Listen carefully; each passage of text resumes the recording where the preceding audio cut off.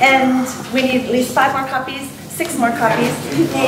They're free, well, it's a back-to-back. And so while Matt is grabbing some others, if you don't mind just listening along or looking on with someone, there's some fill-in. And if you have an extra next to you by any chance, if you'd be, oh look, yay! The cooperative part is coming through. Thank you very much.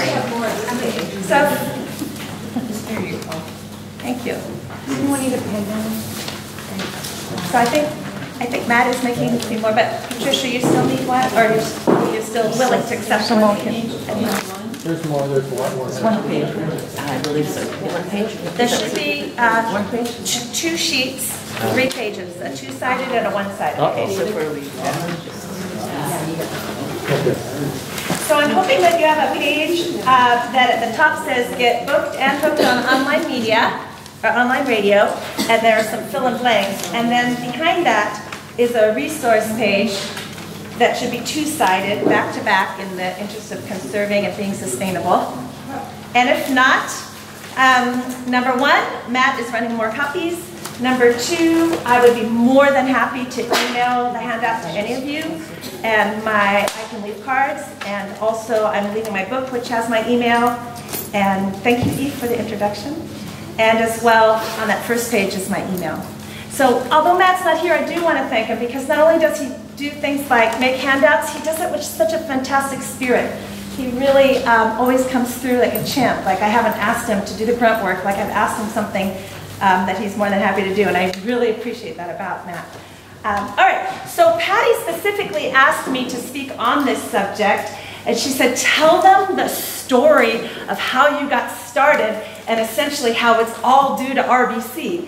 And once upon a time, there was an authentic person who would love to indulge Patty, but also wants to tell the truth. And the truth is, while I love RBC, and I'm very glad I got into it, the radio show's genesis actually had nothing to do with that videotape.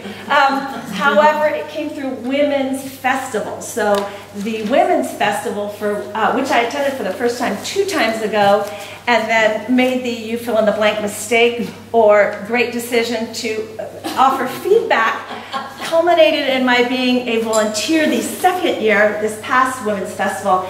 And it was through the Women's Festival that I got introduced to Pat Lynch, who is the head of womensradio.com. So in fact, it was through Patty and her work with Women's Festival and the introduction, therefore, to Pat Lynch, who's very influential in the media world and communications world with a specific interest in promoting women in media, that I was introduced to womensradio.com. And that is the same online program or site that Robin's show is on. So I definitely encourage you to go. I have to say, it was Kymberly that really, I met Pat Lynch along the same year that Kymberly did, but it just sat in the back of my mind. When I saw what Kymberly was doing, I thought, okay, now's the time to do it. It's very easy, very accessible.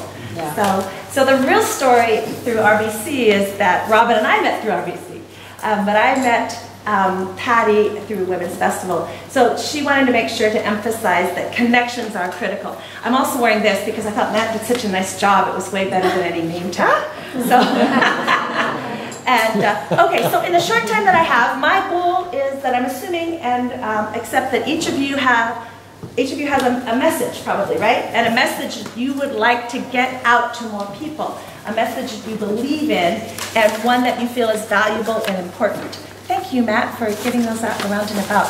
I appreciate that. And so as a function of that, and as a function of being someone who co-hosts with my twin sister a radio show, I've put together what I think are some successful suggestions, some do's and don'ts for how you can be the guest who gets booked and who gets listeners and who gets asked back, because the opportunities are out there. Each one of you, if you have that interest, has multiple opportunities to be on online radio. And I am making a distinction between online radio and terrestrial radio, although certainly what I'm going to say will apply to terrestrial radio for the most, and probably also TV and online TV. But there are a few distinctions. Comments, questions so far? Okay. Online radio, meaning that rather than there are airwaves and you go to a studio and you broadcast and the airwaves send it out to your local market or as far as those airwaves extend and you turn it on in your car. Online radios, you go to your computer or some cases you can download now to your iPod and take it with you. And at any time you go to that computer and you can pull up a site and that site has streaming radio or it has links to shows that you can pull up anytime. So it's via computer or the web versus via airwaves. Does that answer what you're asking? Okay. Yeah, Rick. How do you know how many listeners they have? Okay, that's a great question. Yeah. And I want to answer all your questions, and I understand, and I know that I have time, and I know that, like David, the 30-second, 20-minute is a challenge. So, Rick, would you mind if I hold off and make sure to ask me that in my 10 minutes of questions? Okay, so let me say that that's a great one I want to get to. So let's look first at how you can make sure to get hooked, booked, and asked back to online radio. Because it is, for the most part, free. The opportunities are out there. Hosts are looking for guests. However, they're looking for qualified guests. They're looking for targeted guests. And I can tell you that my sister and I get approached all the time about being guests on a radio, and there are some mistakes you can avoid so that you get a yes. Number one, of these 6 factors that great guests offer, and I really, really want you to be able to hit all those S's: shine, sparkle, sizzle, okay? Number 1 is be authentic and have alignment. 2 words that start with A. You need to have alignment and authenticity, okay? That is first and foremost. In other words, make sure that what you and what the show offer have something in common. So if someone comes to me, hey Kymberly, yeah, I really want to be on your show. I'm all about X and Y, and X and Y has, it tells me it either has nothing to do with fitness and reaching the consumer market that my sister and I try to reach, and with some irreverence and wit and humor. Number 2, it tells me you've probably never listened to my show, so you want to be on my show, but you haven't taken the time to listen to my show. That's a no. So we want to get to the yes. So number 1 is make sure that what you are proposing is authentic to who you are and really the message you're trying to bring, and that it is in alignment with that show. And that includes, so alignment and authenticity are the first 2. Another aspect of alignment and authenticity has to do with values. So we're on that 3rd line filling in. So another aspect of alignment and authenticity have to do with values.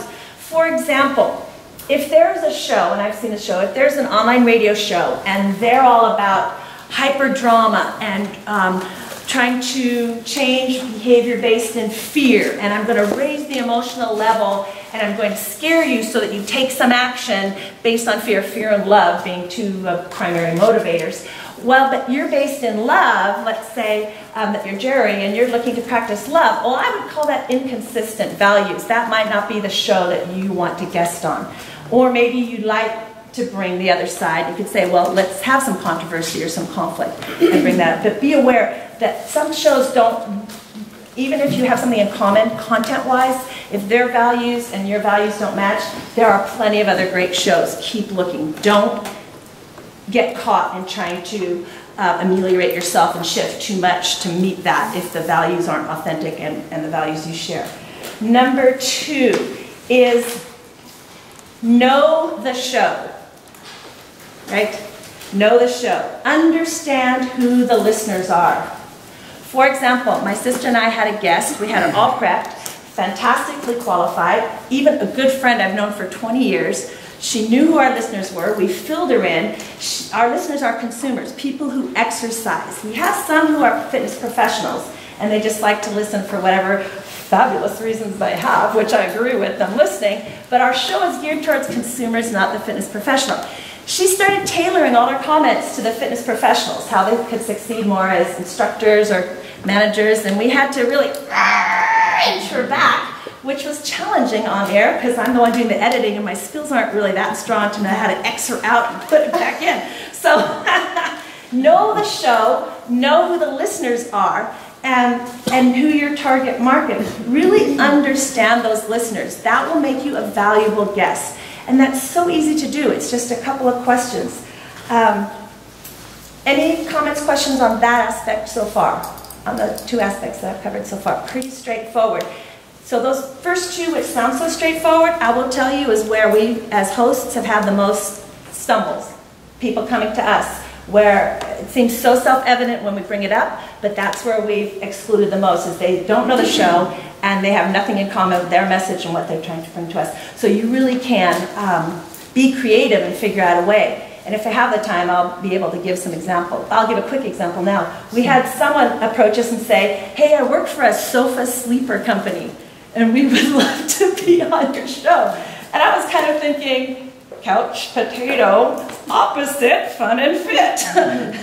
Sleeper, sofa, be active. I was really, I'm trying to be helpful, but where's she going with this? We are not here to sell your sleeper sofa. And normally we would have just said no, but being the non-cranky sort of people that we are, we thought, let's challenge her to come up with how this has some kind of alignment.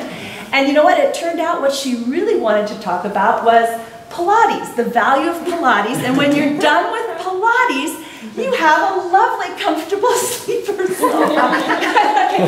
Now we're talking. Okay, now we can work with something here, as long as it doesn't become a sleeper sofa ad. All right. So having said that, moving on to number 3, provide a short intro bio of a few sentences. And that is because we all know how fabulous we are. I hope you all know how fabulous you are. And I'm assuming you all have resumes very, very long. All right, so when you send that resume to your host, that is really not saying, oh, here's all this great information that's so valuable. That's really saying, here, I couldn't figure out how to condense it. Shoot, you do it for me. And again, you want the host on your side. So unless you're given directions to the contrary, provide a short intro bio. Do that for your host so that your host isn't stuck with that. I'm being so gracious, I can't be bothered, you have to edit this for me, all right? Because that, again, makes for a cranky host. And that you want to improve your chances for the yes. So unless you are given directions otherwise, about 100 words or fewer. Because on air, you want to catch the listeners right away.